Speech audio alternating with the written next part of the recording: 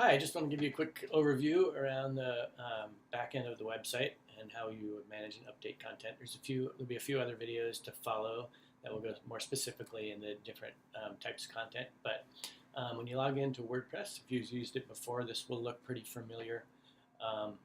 There's just a few different things over here that are a little bit out of the ordinary. There's some items like events, committees, meeting minutes, and newsletters. These are all specific types of content that you have, and the other videos will go into those specifically, how you use those to update the different kinds of content.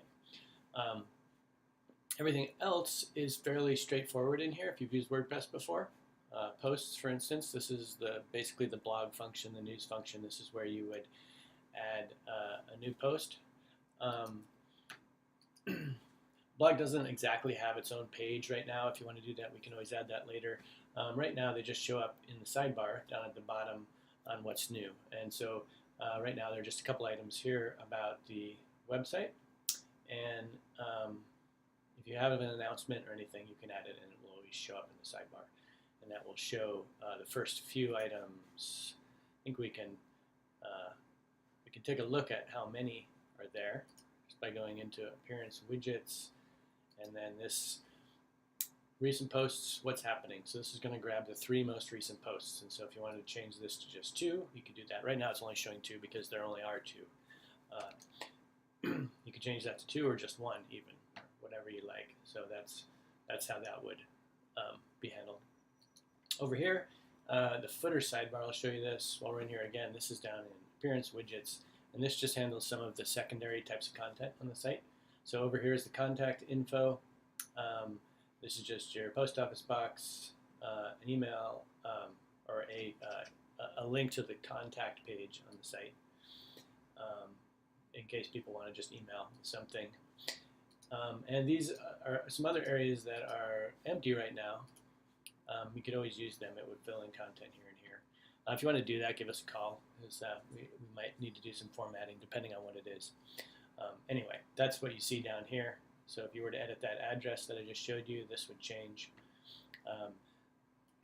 This course just takes you to a contact page with a real simple form for people to fill out, and that will send a note. So those are the couple of widget areas, as they're called. Now, in regards to that email address I just showed you, there's one other part of the dashboard that you should be aware of, and that's this options. So if you go down here, we'll talk about this more when we get to the events, but right here, the options page just contains right now some email addresses. These actually have just mine in here right now. I'm going to update these to have the real ones. These are email addresses where you want particular types of notifications to be sent. This last one at the bottom takes just one email address. This is where that contact form will be sent, the contact form that I just showed you.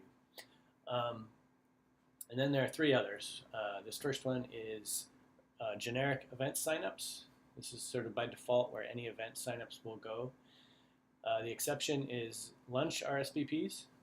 As I understand, there's a couple of people who are concerned about those than other events. So this is where you would put in the names, the email addresses of those people who are going to get the lunch RSVPs, and then the final one is who gets notified of new members and renewal memberships. So you can put in multiple email addresses here just by putting in a comma and then another address, whatever that might be. And you can do as many as you want. The exception to that is this last one. It just takes one address only.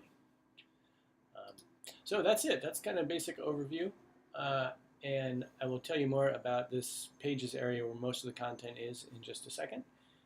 In the next video. That's basic overview, though. Thanks.